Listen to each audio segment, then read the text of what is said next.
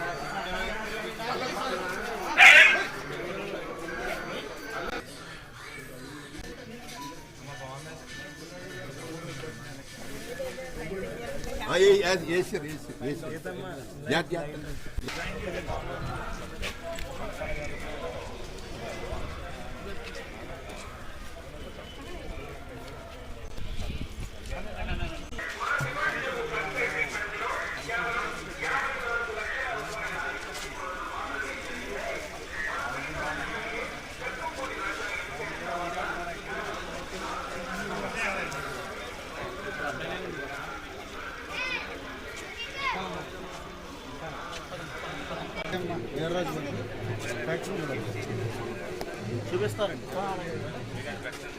అట్లా మేడం గారు.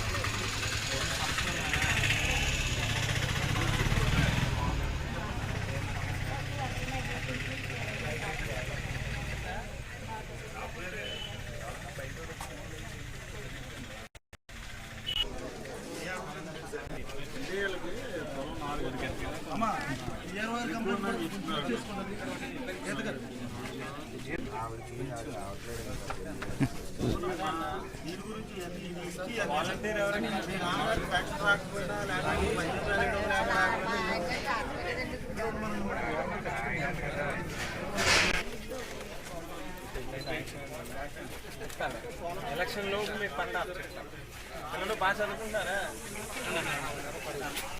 ఏమైనా పథకాలు వస్తున్నాయి పట్టరా? మీరే నీకేమవుతున్నాయి? అన్ని వస్తున్నాయా?